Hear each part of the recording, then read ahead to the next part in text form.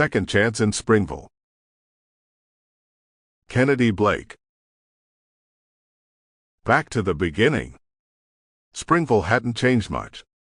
The same brick storefronts lined Main Street, the same ivy still curled around the railings of the old post office, and the scent of fresh bread still drifted from the corner bakery.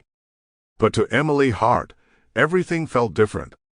Time hadn't paused for her absence, it had simply carried on without her. And now, as her car rolled past the faded "Welcome to Springville" sign, a quiet swirl of nerves tightened in her chest. She hadn't been home in nearly 12 years. The last time she'd driven this road, she was just a girl with a suitcase full of dreams and a one-way bus ticket to the city. Back then she couldn't leave fast enough. But life had a strange way of curving back around on itself. A layoff, a lease that fell through, and a phone call about her grandmother's house being left to her. It all led her back here, to this quiet town she once called home.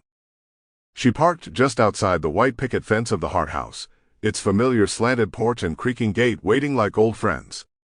Weeds had crept into the garden beds, and the paint on the shutters had peeled with age, but the bones of the place were still solid.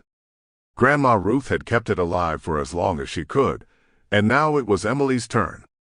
She stepped out of the car and let the cool breeze wash over her, the scent of pine and lilac pulling her back into memories she had tried to keep boxed away. Inside, the house smelled of thyme, wood polish, lavender, and something faintly sweet. Dust motes danced in the sunlight streaming through the lace curtains.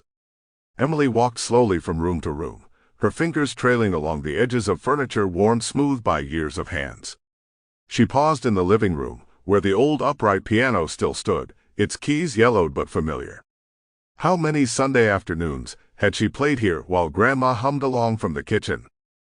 A creak on the staircase made her pause, then smile.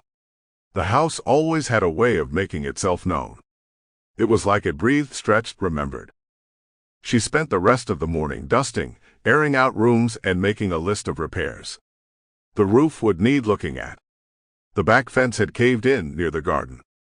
And the mailbox leaned at a tired angle, like it was too old to stand up straight anymore. It was a long list, but not impossible. In fact, it gave her purpose, something she hadn't felt in months. That afternoon she walked into town, her boots scuffing the familiar sidewalks.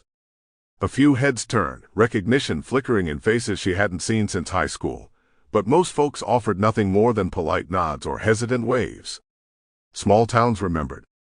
Sometimes too well. She paused outside the hardware store, hesitating before stepping in. The bell above the door jingled, and she was hit with the familiar smell. Sample complete. Ready to continue?